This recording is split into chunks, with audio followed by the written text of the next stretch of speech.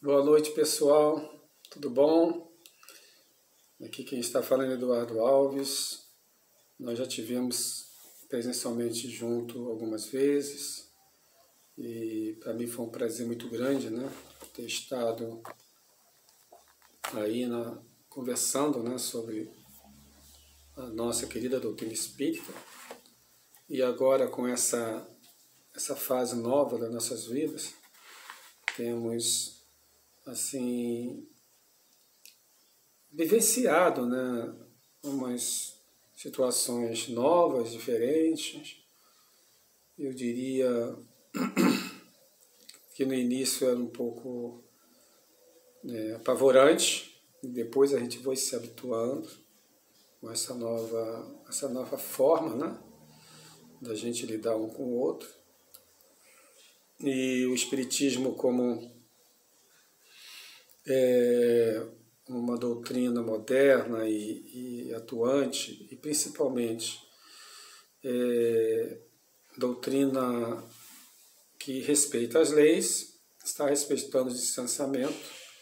Cada casa tem o seu protocolo, né? Tem sua forma de lidar com a situação. E a Federação Espírita, ela fez as liberações dando uma autonomia às federações regionais e também às casas espíritas regionais, porque cada região tem uma diferença, né? Então, baseado nessa carta da Federação Espírita Brasileira, dando autonomia às casas, aqui no NELD, por exemplo, no Espírita Leão Denis, já voltamos a conversar pessoalmente, né? As palestras aqui presenciais estão ocorrendo quarta, quinta e sábado. Ainda não voltamos às palestras de terça-feira. Mas outras casas que têm me pedido palestra têm sido nesse modelo de fazer a live, né, quando é direta, ou a gravação, como está sendo feito agora. De qualquer forma, é importante a gente manter esse contato, esta forma de estudo, para que não se perca todo aquele conteúdo que já tínhamos lá no passado, com esse afastamento. Isso também traz para a gente uma forma de fortificar, de fortalecer o nosso interior, porque as dificuldades ainda não nos passaram, não se tem assim muita certeza do que se vem por aí, né? Até os especialistas eles discordam uns dos outros para saber quando isso vai passar, ninguém sabe. Nem mesmo o órgão máximo da pauta, aí, especializado na pauta, que é a OMS, não sabe até quando isso vai passar. Então, nós temos que manter a nossa fé, o espírita e o cristão tem fé no futuro e sabe que tudo que acontece nas nossas vidas é para o nosso bem, sempre é para o nosso bem. Estamos passando por um momento de regeneração, que já está há algum tempo. Diversos especialistas em espiritismo, né, têm assim, mostrado datas variadas, né? Uns pensam que foi na vinda de Jesus, outros pensam que é a partir da vinda do espiritismo, né, que vem essa nova era. Outros falam que é a partir da Revolução Industrial e agora tecnológica, a gente está se preparando para essa nova era. Lá no Evangelho também fala dessa nova era, né? Essa nova era, e cita muito lá a primeira carta, o primeiro espírito que dá a comunicação, que é um espírito hebraico, lá no Evangelho, e fazendo crer que essa nova era veio com Moisés. Então, cada situação e a visão é diferenciada, mas, de qualquer forma, o que nós temos em comum é que nós estamos passando, né, a graduação da Terra de um mundo de prova e expiação para um mundo de regeneração. E, como sabemos, todas as mudanças exigem um momento assim de muitas incertezas, dá um aspecto meio de bagunça, né? Mas depois as coisas vão se acertando e vão sendo todas colocadas nos lugares. A doutrina espírita, ela, dentro do seu padrão lógico, né? O espírita é aquele cidadão que observa muito, está inserido na vida cotidiana, dentro da nossa sociedade, e esta sociedade, o espírita tem que ser participante, contribuindo sempre para a melhoria da sociedade. Hoje mesmo, quando eu acordei de manhã, né, a gente tem o hábito, tanto eu quanto minha esposa, de se cumprimentar no bom dia e aquelas palavras de carinho, né, eu te amo e tal. E hoje eu falei para ela, né, a gente sempre agradece pela vida, e hoje eu falei uma coisa interessante, eu não sei de onde veio esse pensamento, mas eu falei para ela assim: filha, é tão fácil o mundo modificar, né? E ela ficou: mas por quê? Eu falei assim: porque a única obrigação que a gente tem é de ser melhor do que nós mesmos, dia após dia. Ou seja, o que nós fomos ontem, hoje nós temos que ser melhor. Amanhã teríamos que ser melhor do que hoje. Então, assim, se você vê na simplicidade cristã, que a gente se melhorar individualmente, cada um, sem se preocupar com o seu... Lógico que quando a gente fala de caridade, quando a gente fala de amor ao próximo, né, que vai ser o tema de hoje, a gente tem isso como um acréscimo da sua melhoria. Então, todos nós, se todo dia acordasse e falasse: o que eu posso fazer hoje para que eu seja melhor? O que você, meu amor, pode fazer hoje para que você seja melhor? Você imagina se isso pudesse ser assim distribuído como esta pandemia, por exemplo, que todos se conscientizar, né, que a gente precisa ter essa humildade de reconhecer que precisa melhorar. E aí a gente passa a ter atos melhores, ter pensamentos melhores, individualmente. Não precisa cobrar nada de ninguém. Cada um faz sua parte. Então, se você pensar assim, né, para a humanidade, seria tão bom, né, se cada um conseguisse ser contaminado por esse pensamento de melhorar a si mesmo, né? Tão simples, só eu com eu, né? O que eu posso fazer para que eu possa melhorar hoje? E aí contagia o filho, contagia a esposa, contagia aqui os parentes próximos, contagia o amigo da casa espírita, contagia o amigo do trabalho. E se essa contaminação fosse, né, sendo dissipada, né, pelo nosso bairro, pela nossa cidade, pelo estado, pelo país, pelo mundo. Ora, Nossa Senhora, seria uma coisa que começou com um pensamento, né? Um pensamento só, que é você melhorar a si mesmo. Então, essa vinda do nosso Mestre Jesus é importantíssimo para a gente reconhecer que a gente tem esta capacidade, né, da gente se melhorar, da gente amar, da gente ser feliz, né, fazendo com que você mesmo tenha a obrigação de ser feliz. E essa felicidade tem que vir de coisas simples. Né? Não é uma mágica, assim como você faz uma oração, faz uma pregação, como diz aqui meus parentes evangélicos, bota o joelho no chão e ora e acha que no outro dia ou daquele momento que você orou tudo vai mudar.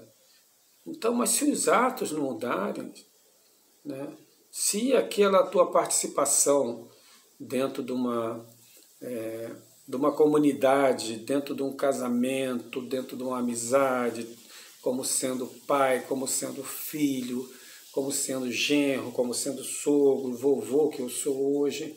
Se você não melhorar como ser humano, não adianta ter toda essa exteriorização, né, de intenção, né, essa exteriorização de pregação. Essa foi um enfrentamento mais duro que o Cristo teve, foi quebrar, né, essa parede, esse muro que protegia os hipócritas, né? E hoje a gente, dentro de um certo cuidado que nós temos que ter, né, nós vemos que existe uma hipocrisia na sociedade reinando, em função de objetivos individuais, de grupos específicos, né? Então, o Cristo nunca esteve tão em moda, tão necessário para nossas vidas como agora, né? Nós temos uma necessidade muito grande do ensinamento de Jesus. Eu tenho assim, né, desmembrado algumas situações do Evangelho, eu sou meio preguiçoso para estudar, né? Mas quando surge uma oportunidade de um tema que as pessoas me pedem para falar, aí eu pesquiso um pouco mais, né? Esses dias eu estava falando da Carta de São Paulo aos Romanos, numa palestra que se chamava Tudo para Todos, né? E assim a gente fazer essa caridade para todos sem distinção, né? Mas com cuidado para não invadir aquela área, né, da individualidade daquele que está sendo auxiliado. Então, essa carta aos Romanos, nossa, é fantástica, né? É fantástica, todas as 16 cartas. E eu estava falando sobre a 13ª carta, que falava com relação a respeito às leis, né? Então, ele falava que todas as autoridades constituídas são autorizadas por Deus, e a gente sabe disso, né? A gente que é espírita fala que nada acontece sem o consentimento de Deus, mesmo que seja para o nosso aprendizado, né? Nada acontece sem o consentimento de Deus. E lá nessa 13ª carta, ele é muito claro nesse ponto. A gente deve respeitar as autoridades. Então, a gente vai descobrindo no Evangelho de Jesus muitas coisas e muitos aprendizados que hoje que você olha assim, caramba, não é que está acontecendo isso? Não é que eu aprendi com uma coisa nova que eu possa usar para a melhoria minha e também para a melhoria daqueles a quem eu tenho o dever, né, de explanar, de ensinar, de informar, né? E a nossa doutrina espírita ela tem essa capacidade, cujo seu objetivo principal é a divulgação, como diz Emmanuel, né? O maior benefício que a gente faz à doutrina espírita é a sua divulgação. Então, essa divulgação ela é importantíssima porque as pessoas, muitas vezes, não conseguem ter essa capacidade de penetrar num livro, né, de ter acesso às informações, de estudar, de pesquisar, de interligar, né, as coisas, os fatos, né? O Espiritismo ele consegue fazer esse quebra-cabeça. Eu lembro muito das minhas netas quando estão aqui, que eu jogo quebra-cabeça no mesão aqui que eu estou falando agora, e elas adoram ficar montando aqueles quebra-cabeça. E eu vejo o Espiritismo assim, é pegar os fatos do dia, os fatos da sociedade, os fatos do mundo, a geopolítica, a economia, a parte social, e começa a montar esse quebra-cabeça, né? Então, o Jesus tem nos ajudado muito nisso, né? Eu tenho como base, hoje mesmo eu estava vendo no Facebook, um primo que eu tenho evangélico, ele estava, até um joguinho, né, que ele estava fazendo lá, né, qual é a parte da Bíblia formada para você hoje, né? E eu entrei lá pensando que eu poderia, vamos dizer assim, colocar qual é a parte do Evangelho ali que me toca mais, né? No meu caso, Mateus 7, de 24 a 27, eu tenho isso na minha vida como um tema, como um mantra, né? Vamos dizer assim, que aqueles que escutam e executam o que eu falo é semelhante a um homem sensato, né? Que construiu sua casa sobre a rocha. Vieram os ventos, os maremotos, as tempestades, e a casa ficou firme e não caiu.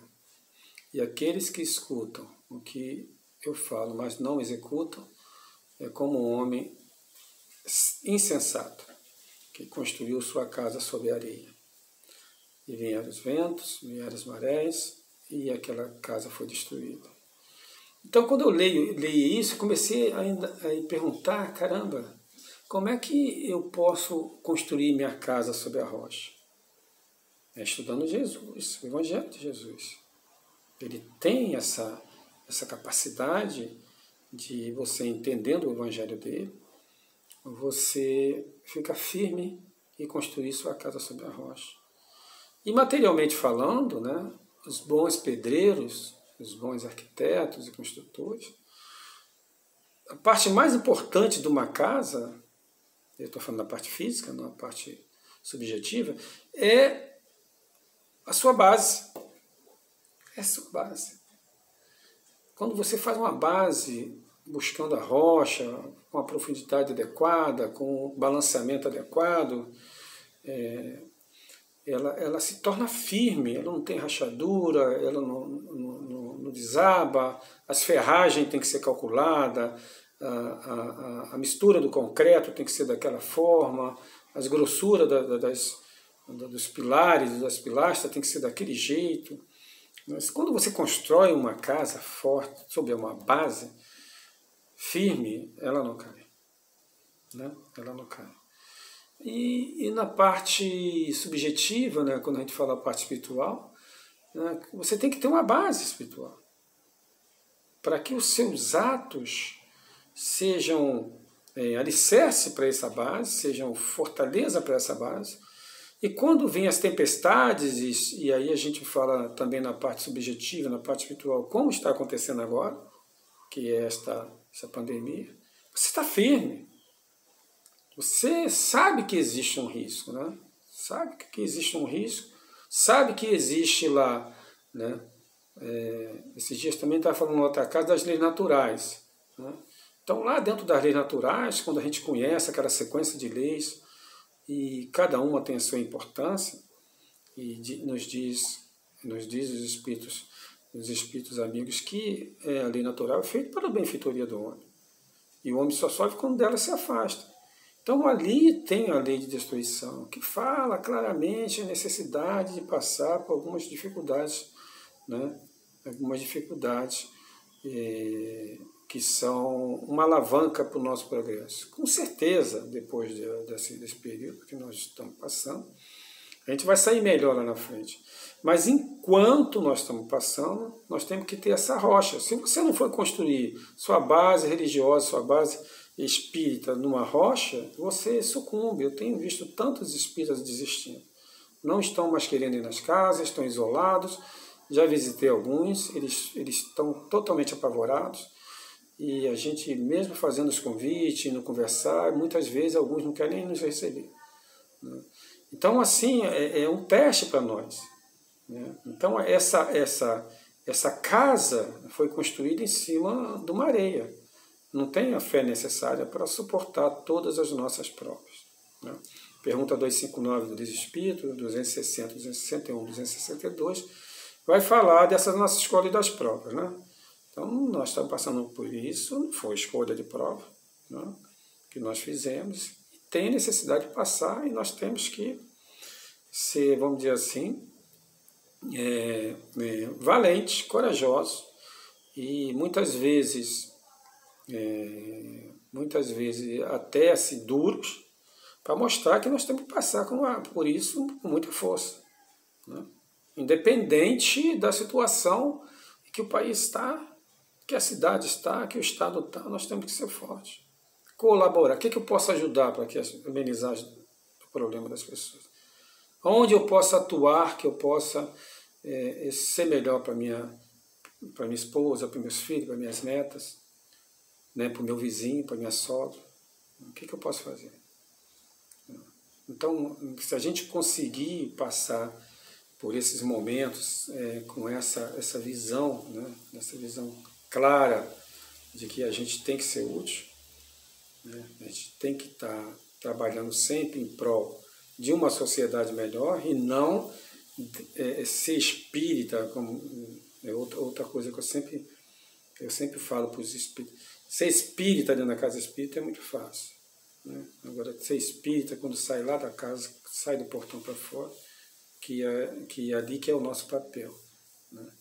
Esses dias eu parei que tem um mercado aqui em Campo Grande, que tem várias lojas, né? Tipo um corredor com muitas lojas. E eu estava conversando com duas vendedoras lá de uma loja de... Minha esposa estava comprando um produto de beleza, comecei a conversar com elas, e a gente estava falando de todo esse contexto mundial, né, com relação a essa pandemia e com relação a onde cada país do mundo está sofrendo mais, né? Como é que cada país está tratando essas coisas. E a gente cita Jesus nessas coisas, né? Cita a visão espiritual que tem do mundo, né? Com todo cuidado, né? Respeitando o credo das pessoas, mas assim, para mostrar que o mundo ele não está assim largado, tem alguém no comando. E elas ficaram impressionadas com os detalhes que eu estava dando com relação à economia, com relação à geopolítica, com relação à cultura de cada povo. Citei algumas culturas de países, né? E que o sofrimento é o mesmo. Então, no frigir dos ovos, a diferença está no teu interior, está em cada um. Está em cada um. Da minha própria família eu tenho um filho bastante rebelde, tem outros dois que estão mais compreensivos com relação a isso, mas tem um que ele acha que o que está acontecendo é culpa do governo, né? Então, uma coisa mundial, né? Então, como eu trato com esse filho rebelde, né? Então, até isso dentro da sua casa, você tem que ter essa visão cristã para você lidar com as dificuldades. Enfim, e como eu falei, o nosso assunto ele está relacionado a esse mandamento maior que Jesus fala, né? Quando foi perguntado, ele disse que amar a Deus sobre todas as coisas e amar ao próximo como a si mesmo, né? Então, o mandamento maior, que nesse capítulo 11º, né, amar ao próximo como a si mesmo. Mas para chegar a isso, né, no amor ao próximo, dentro do nosso Evangelho segundo o Espiritismo, como Kardec era um educador muito lógico, né, muito correto, assim, disciplinado, ele fez todo o Evangelho numa sequência, né? Então, os 4 primeiros capítulos, não me destruir a lei, meu reino não é deste mundo, né? Na casa do Pai há muitas moradas e ninguém pode ver o reino de Deus se não nascer de novo. Esses 4 capítulos vão falar da importância da vida do Espiritismo, né? Vai falar desta capacidade de Jesus, né, quando indagado por Pilatos, né, se ele era rei, ele disse que o reino dele não é desse mundo, né, é um reino do coração. É interessante, né, quando a gente fala que não é desse mundo, muitas vezes pensa que o reino de Deus é no mundo espiritual, né, o reino de Jesus, né, de onde ele vem, é do mundo espiritual, não. Lá na pergunta 1018, ou seja, ou a 1017, dependendo da tradução do Livro dos Espíritos, né, que é a penúltima pergunta do Livro dos Espíritos, né, é indagado aos Espíritos o que Jesus quis dizer quando foi indagado, perguntado por Pilatos, que meu reino não é desse mundo. E ali os espíritos que nos ajudaram na codificação responderam que Jesus queria dizer que o reino dele é para os corações bons, né, de bons sentimentos e de bem-aventurança. Não quer dizer que esses corações só estão no mundo espiritual. Aí os espíritos falam lá que coisa que vocês não têm nesse mundo, né? Porque estão muito ligados às coisas materiais, lógico, a categoria do mundo para as expiações. Mas o reino de Deus está aqui, ó, dentro do nosso coração. Não está só no mundo espiritual. Se você tem bons sentimentos, ele fala, os espíritos falam, cita, né, os homens de boa vontade. Né? Então, se você se tornar, dentro do seu esforço próprio, como eu falei no início, individual, se tornar um homem de boa vontade, e estiver disponível, né, para distribuir essa boa vontade para todos, você começa a viver o reino de Deus. Não precisa morrer para ver o reino de Deus. E há muitas moradas na casa do Pai, que eu sou apaixonado por esse capítulo, que ali ele mostra o mundo primitivo, mostra o mundo de mundos superiores e inferiores, o mundo de prova e expiação. Santo Agostinho nos ajuda a entender, né, porque tem uma visão real do mundo que a gente vive, né? Toda essa bagunça que está tendo, a hipocrisia política que existe em cada lugar, as divisões que tem na imprensa, nos partidos. Você, independente do ponto que você está, você entende, porque isso ocorre lá no capítulo 3. Né? O capítulo 3 é fantástico.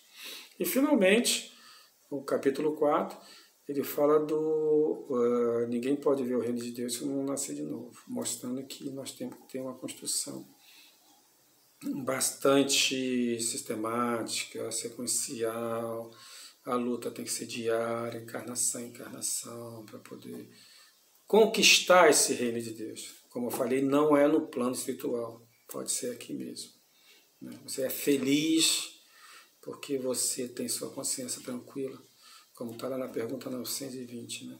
Quando fala em felicidade relativa, e é perguntado aos espíritos, e ele fala na parte material, a posse do necessário, e na parte espiritual, consciência tranquila e fé no futuro. Então, assim, você tem consciência tranquila e fé no futuro, você é feliz, está no reino de Deus, não precisa estar morto. Né? E depois ele vai falar das aflições, você entendendo esses 4 capítulos, ele vai falar das aflições.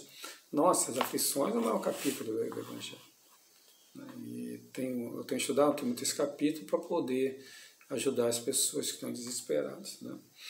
Depois vem falar das bem-aventuranças, né? Ele fala primeiro do Cristo Consolador, logo é a seguinte, a bem-aventurados aflitos, e depois da bem-aventurança. Né?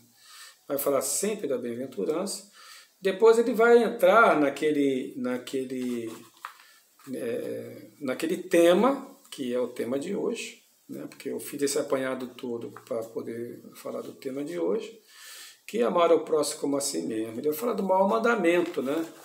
O maior mandamento que Jesus nos deu é amar a Deus sobre todas as coisas e ao próximo como a si mesmo, né? E aí